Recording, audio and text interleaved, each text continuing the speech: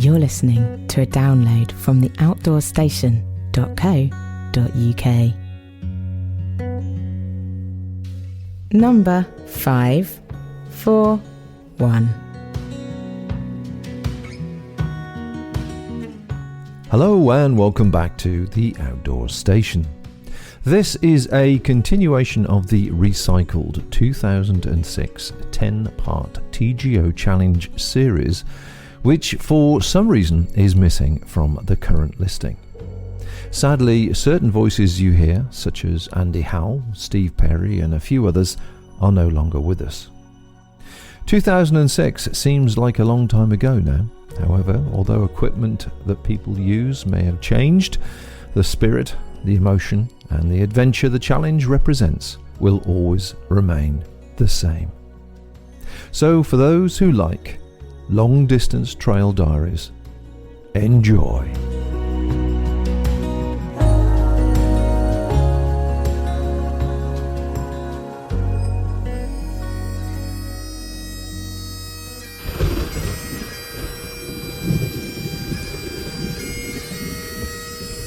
Hi, I'm Steve Perry and you're listening to Podcast Bob doing the TGO Challenge. Brace yourselves! Backpackinglight.co.uk. The UK's first outdoor podcasting show. Minimum weight. Maximum fun. Hello and welcome to this special Backpacking Light podcast 10-part series recorded as part of the 2006 TGO Challenge, sponsored by the Great Outdoors magazine and Berghaus. For those of you who don't know, the TGO Challenge is an organised walk which takes place in May of each year from the west coast to the east coast of Scotland, which is approximately 200 miles. Set up in 1980, the framework and principle is totally unique. It isn't a race or a competition of any kind. The object is to foster good fellowship among walkers within the framework of a challenging expedition. The start consists of 12 sign-out locations on the west coast, from Torridon in the north down to Ardrishaig in the south, and each challenger, solo or group, makes their way via a high route, low route or mixture of the two across Scotland to finish anywhere between Arbroath and Fraserburgh on the east coast. There's a set 2-week window to do this in, and each participant submits their route for inspection prior to departure for safety and advice reasons. The places, however, are limited to 300, and details about the event, if you're interested, and entry forms and past diaries can be found in the October issue of TGO magazine. Each participant makes the challenge as easy or as hard as they wish. The extremes can be a solitary, remote route, sometimes not seeing another person for days on end, or a route which takes in the many social events, perhaps using established accommodation all the way. Most people do a mixture of the two in different forms. This year, I undertook the crossing with my wife Rose, from Lochailort to Dunatar Castle. As we went, I recorded this audio diary to try and capture the atmosphere and to share our experience and those of the many people we met en route.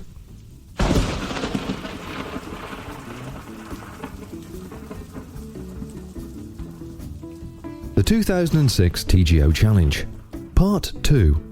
On Saturday the 15th, we walked to Kinbreek Bothy in reasonable, if not promising weather. Up and over, down to Glenpeen, and then up and over again to Glenkingie. A total of 15.5 kilometres, an ascent of 896 metres and descent of 777. Here we met a handful of other challengers: Steve Perry, Lorraine McCall, Shirley Worrell, Tony Hardman, and father and son team Graham and Gavin Thompson. In this episode, I chat to the Thompsons about their trip, Gavin's first, Lorraine about her work with the John Muir Trust, and Tony Hardman shares his thoughts on this, his 10th crossing. But first, we pick up the story as we climb up from Corryhully Bothy. Right, we're about 2.5 hours up from the Corryhully Bothy, and the weather's still holding, although we passed a couple of locals and they said the forecast was going to change later on this afternoon, so we keep our fingers crossed. And we're now looking straight down the glen towards the end of Loch Arkaig, although we can't quite see it, we know it's at the end of the glen there. And it's all going swimmingly well. It's quite frightening, really. Yeah, everything's going fine. We haven't seen anybody, obviously, since we started this morning, apart from a couple of locals, and we're just taking our time. Hopefully we'll bump into a few people when we get down to Glenpeen and then into Loch Arkaig. But I just thought I'd update you.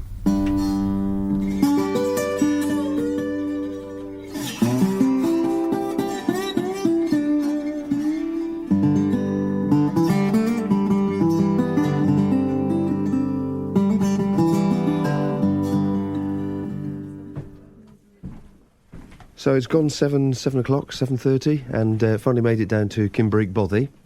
And who shall I find when I get here but all the famous podcast culprits gathered together having a party of natures. None other than Lorraine McCall, Steve Perry and P. Wiglet, of course, joined by another challenger, Tony Hardman. So I understand that P. Wiglet's actually been, Shirley's been walking with these two all day. Is that correct, Shirley? It is, yes. And what have they been like to actually share time with when you're walking? Have you managed to keep up? Well, I haven't been able to keep up particularly effectively, but I've been able to keep them in the distance and keep an eye on where they've been going. They've rescued you, have they? Yeah, they have, yes. They dragged me round and they've showed me all sorts of things. I can't remember the name of any of it, but it was pretty impressive. What about you two, Steve? You're sitting quietly there in the corner. Have you enjoyed your challenge? Has it been as challenging as you'd hoped it to be? It's been really good, yeah, and the weather forecast was totally wrong. It said it was going to rain, and it's been absolutely beautiful, so couldn't wish for more, really. And with you walking with Lorraine, are you very similar as regards your walking paces? She's miles faster than me. Can I disagree with both these guys? I was keeping Shirley company today, and she certainly wasn't way behind. She was walking at the same pace as me, and Steve was off like a whippet for most of the day. Was he really? Yeah, absolutely. Went into gear 16 at one stage and He just did, shot didn't off the face of the Yes. planet. So have you put any weight on since you've finished, Steve, then? Or you're still the whippet form that you finished your winter Maroons in? I've just got a bit of a belly from too many kebabs and too much Guinness, I think. And Mars bars. And Mars bars, yeah. So I gather you all started from Mallaig and took the ferry to Inverary, and I gather you went straight on the hills from there. Is that true? 3 hours later, 4 hours later, we managed to stagger out of the pub having had about 5 pints and then decided to make our way to Sir Lee's Boffin, sweating beer out all the way. And what was it like down at Sir Lee's? Were there many there last night? I think there was about, there must have been 7 or 8 tents there, and quite a nice crowd actually, and there was some mountain boffy guys who were working in the boffy and things like that, so yeah, it was a good night, nice sunset and not too cold, it was alright. It's a perfect location, isn't it, down at Sir Lee's? Oh, it's beautiful, yeah, you couldn't ask for a nicer place, a boffy by the sea, surrounded by mountains. Yeah. Yeah. What about the getting around the headland to the bothy itself when you get over that bridge? Did you find that challenging? Shirley and I went for a swim, really. Yeah. We took the more interesting route. Yes. We didn't fancy climbing over yet another hill at the end of the day, and so therefore It was we high decided water. to wade round instead, so that was much better. Actually, probably make more sense, I would think, actually. It was very nice. Very I didn't refreshing. find the mussels we were looking for. Oh, I see. Pick up some seafood on the way. Excellent. Absolutely. Shirley got nearly swallowed by a bog, didn't you? Oh yeah, that's right. Went in up to my hip.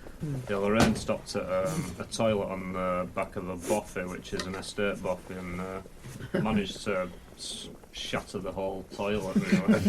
No, I shattered the lid of the cistern, which I will be telling them about in a couple of weeks ago. What were you doing dancing on the lid of the cistern? I thought it was being very good in filling it back up with water from the burn, and it slipped out my hand. And it smashed. Right. Well, the fire's going, and I see we've got a variety of refreshments here, so I'm looking forward to settling down and having some nosh and a pleasant evening.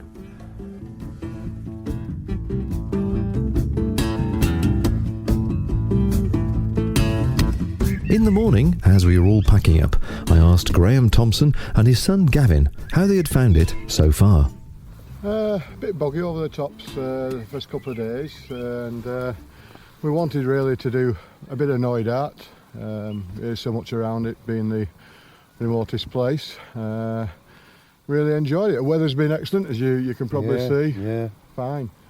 what more can you want? And obviously, being Gavin's first challenge, it's made it all the better because we're trying to do it the right way in the tents and that. Kept out of the bothy, so how long we'll keep up with that, I don't know. If it gets a bit wet, we could be in a bothy, but we're enjoying it. So where did you start from? We started up at Malay, got the ferry to Inverrye, went over to Sewerleys and then across to Kinbrake here, and we're heading down to Tom Doon today. So there was quite a few on the crossing there at Malay. There was, yeah. Quite surprised because I've started at other venues and not been as many people. It was quite popular, but all the same, a lovely place to start from. Yeah, it's a nice spot. Let's have a quick word with Gavin then. First trip then, Gavin? Yes, yeah. 2-3 days into it now? Yeah. No problems so far, which is good news. The weather's held out really well, which is good. But I can definitely see if it was snowing up here, you'd be having definite difficulties. Without a doubt, but no, really enjoying it. It's good to get some fresh, clean air in my lungs. Living down London way, it's nice to get up here. Yeah. And I got married 7 months ago, so it's nice to get away from the missus for 2 weeks. That's not going on. Well, it's my 24th wedding anniversary tomorrow, and I've had to bring her with me. Oh dear, Shasta, she's going to hear that as well. So, have you done this sort of thing before? A long trip at all? Nothing this big. No, I've done a couple of coastal paths. Did the Isle of Wight and I've done the Isle of Arran. But nothing this big, which is, once you've done this, I suppose, nothing's going to faze you. So, no, but really enjoying it. It's a good crack, and being out in the middle of nowhere just gives you that added sense of challenge about it, which is great, which is exactly why I wanted to come to it. And 25 years old now, and just looking forward to another 20, 30 years worth of more challenges. Yeah. It really gets you. That's a big thing to say, actually, isn't it? Now, but looking forward to it. Oh, good. Yeah, to the rest of the trip now. Yeah. Have you had any surprises as regards the conditions underfoot and what the terrain's been like? I mean, we've been very lucky with the weather, considering the last few years and the experience I've had. But how have you found the terrain when you've compared it to the map, as it were? Yeah. The terrain itself, it's very hard going underfoot. Very boggy, which means you basically your shock absorbers in your feet are just taking a hammering all the time. Especially coming up where Glen Desiree there, going up that ascent there, that really takes it out. You're doing practically 20-25 steps stopping and really taking a good breather in before you're setting off. So looking at the map, it's a bit of a culture shock if you've only done a couple of coastal paths, but nonetheless it's good. It's good. I'm not going to put it down or anything like that. It's a challenge. That's why we're here, and it's great to get tackling it. Really is. But no, there is a few hidden surprises around every corner. Yep. More to come. Oh yes, and more to come, no doubt. Definitely. Yeah. And there's a couple of lochs in there at the top of Glen Desiree, a really beautiful isolated spot. That's right, there is. Yeah. Across there, and it really is beautiful just to stop for a couple of minutes and have a look around and just make note of the scenery and whatnot. Like I say, coming from London, you don't get much scenery apart from a couple of buildings and a few planes coming over, so it really is breathtaking. What sort of, the way you're actually approaching this and doing the walk, are you sort of passing through as fast as you can, or are you sort of taking time to enjoy the surroundings? Because some people sort of want to get from A to B as soon as possible, you know? No, I think our theory very much is if it takes us till 9, 10 o'clock at night, as long as there's sunlight, we'll take that time. I mean, obviously, we're not doing bad in regard to timings. We're getting here on time, what we said we would do, but there's nothing to stop us sitting down for an extra 20 minutes, extra 30 minutes and just taking in the scenery or taking in that view which you saw on the map or you didn't see on the map and you think, right, yeah, that's worth it. So definitely, we're not strict and we know it's not a race. As long as we get to the end, then we're happy as long as I get my T-shirt and my badge so I can sew it onto my rucksack. That's the main thing. And talking about your rucksack and gear, do you know how much sort of weight you're both carrying? I started off on 15.3. That was at the airport because I flew up. Right. So obviously it's come down a tad bit now, but I think it's going back up now with the amount of mud I put on it from falling over a couple of times. So it's pretty much as I started off, I'd say. Right. 15, around there. And so you're looking forward to the view tonight from the bar in the Tom Doon Hotel, I understand? Yes, very much so. Yes. Yeah, I think it's only right that we sample some of the local hospitality. You know, I think it's only part of the challenge, isn't it, to do so?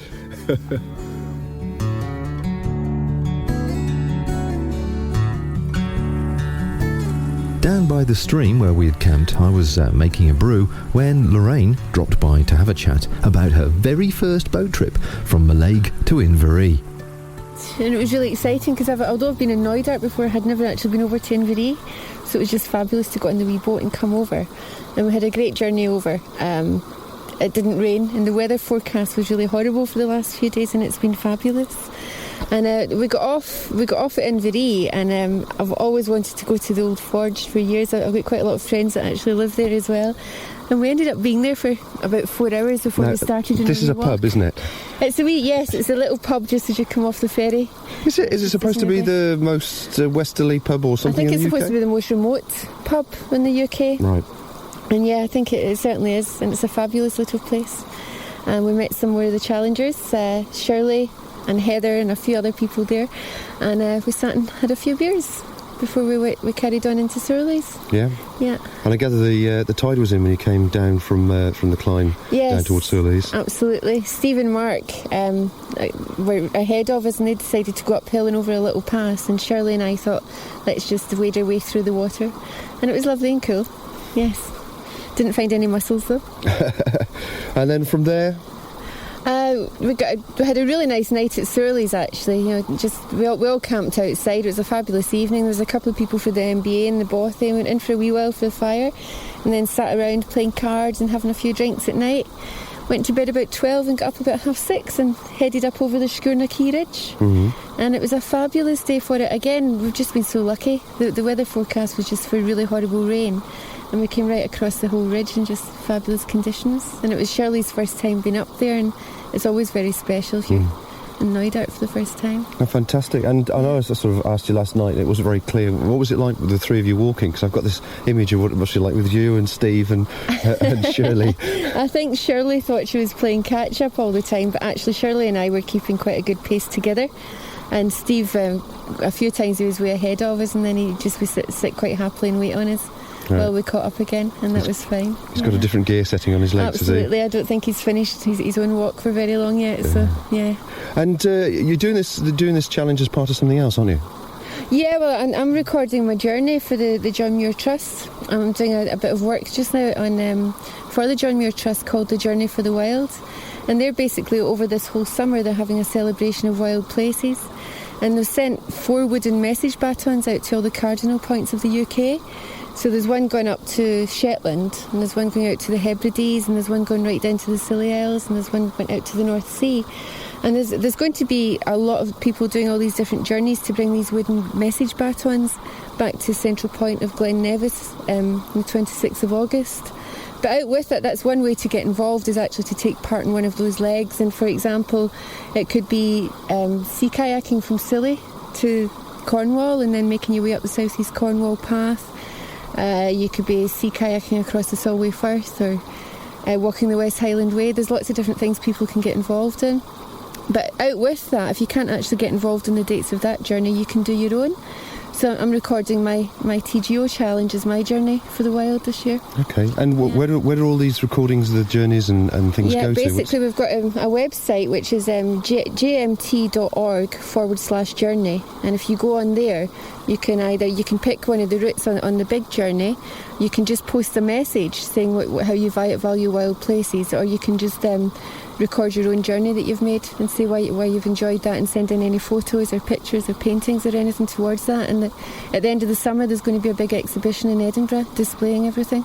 Right, and the purpose of this is to raise the profile of John Muir Trust? Well, hopefully it will, yeah. It would be, she's certainly the champion of wild places, but on top of that it really is a celebration of wild places, and it's very positive, and it's getting people to think really positively about wild places and what's valuable about them. Yeah.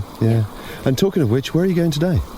We're making our way out, Steve and I are making our way out to Speen Bridge today. Right. Yeah, we were going to go via Invermally Bothy first, but I think we're just going to have a long sort of road slog today, because it means that the next few days after that we can really get into the hills in the Central Highlands. Okay, well I wish you yourself a safe journey, and I think I'll probably catch up with you in Braemar. I think you certainly will. Looking forward to it.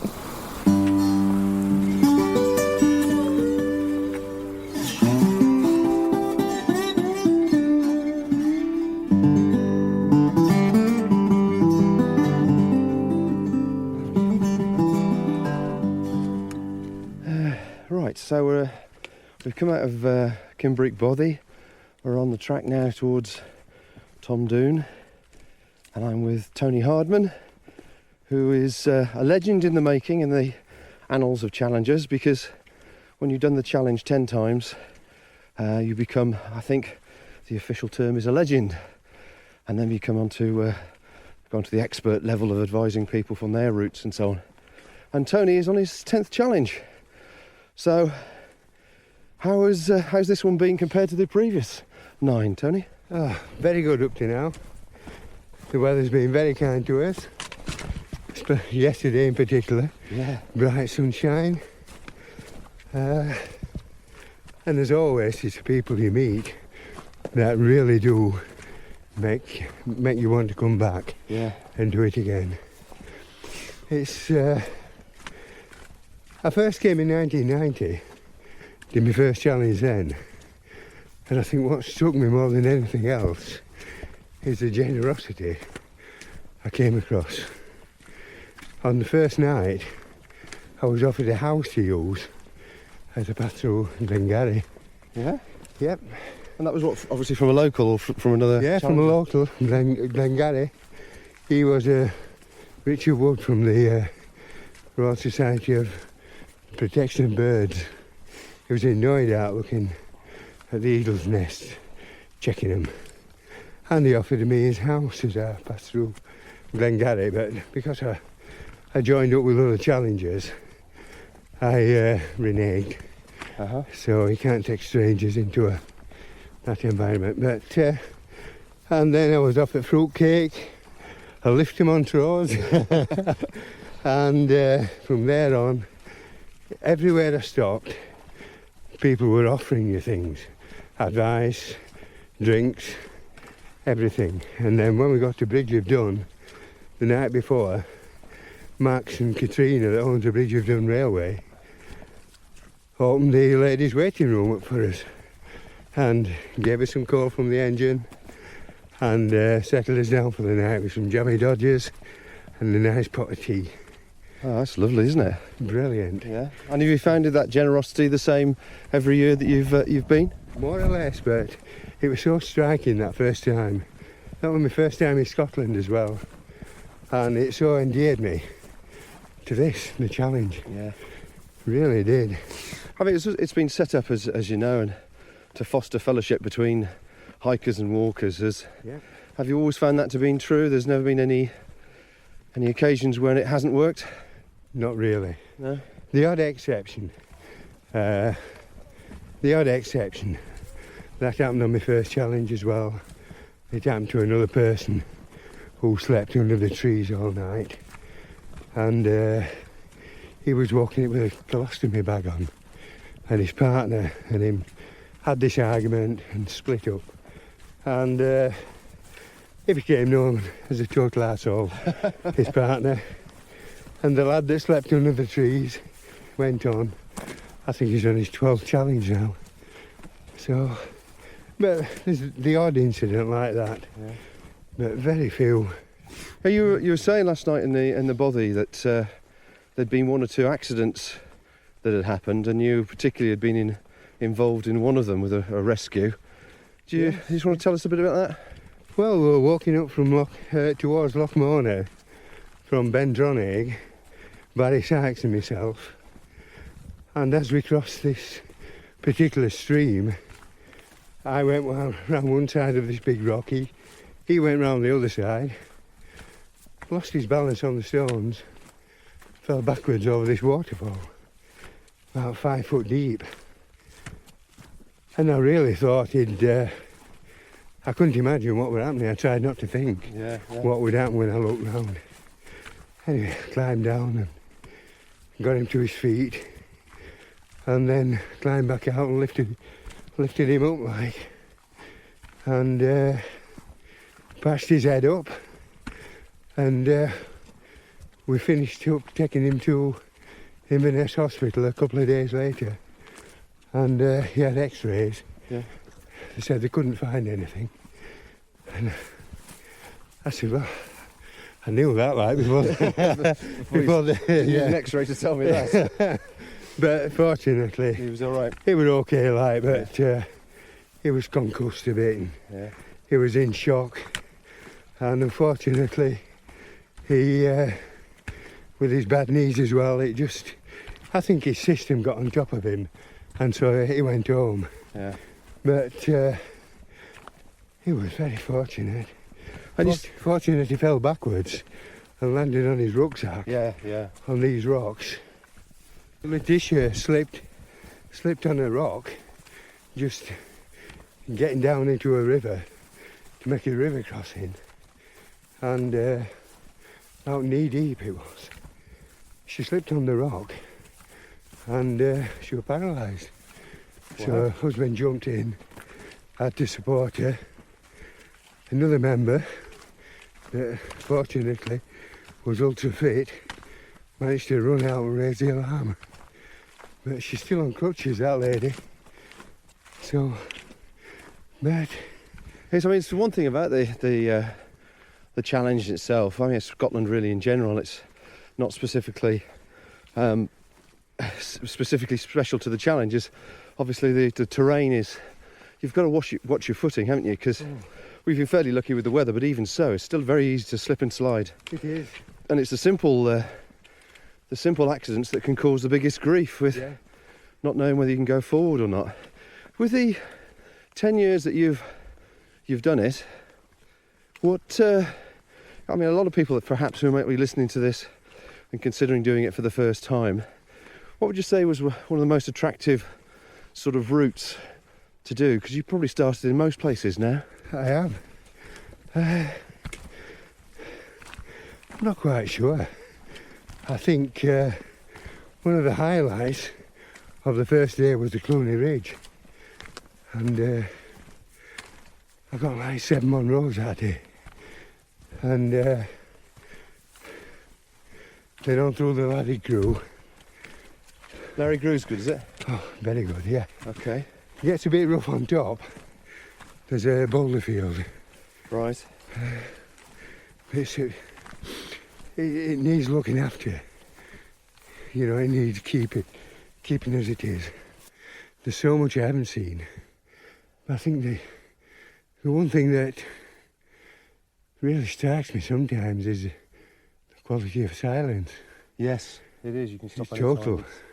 When the wind drops, you just hear the distant cuckoo, and that's about it, isn't it? Yeah. Above Lochmorner, with nothing. Yeah. Even the bees stopped humming. Certainly one of the most beautiful places I found, and when the weather treats it right, is the Glenfishie.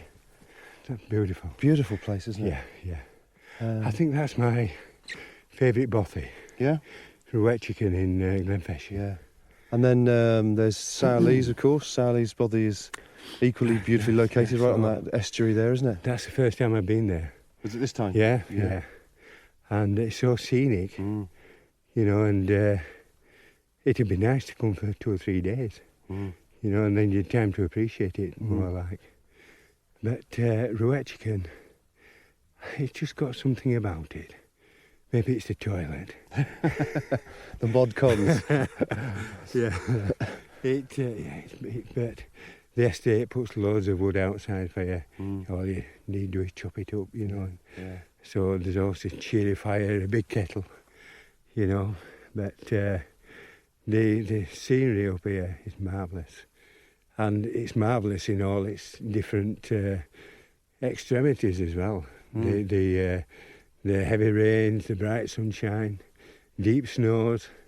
Not normally deep snow like, but we normally get everything on the challenge. Sometimes all in one day. Yeah. But I was certainly expecting it from the weather reports. I mean, today's supposed to be the worst day, and it doesn't look.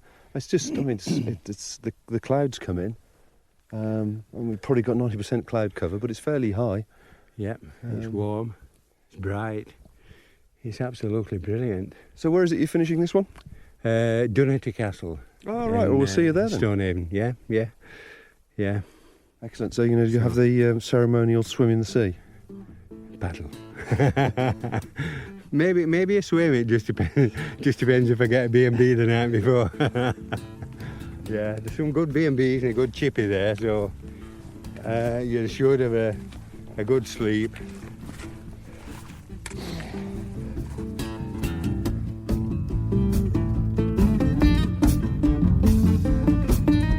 This brings us to the end of part 2. In part 3, you can hear how vulnerable you can be in Scotland when everything can suddenly go pear-shaped, a challenger has an accident climbing down a rock face, which means serious decisions suddenly have to be made. Have you had enough, or do you want some more? That's Podcast Bob's challenge story so far. To be continued. Backpackinglight.co.uk. Go lighter, go faster, go further. To subscribe to our show, please follow the instructions on our website or search for us in the iTunes directory. This brings us to the end of our programme for this evening. Thank you for listening to this podcast. To hear or see more from our extensive free library, please visit theoutdoorstation.co.uk.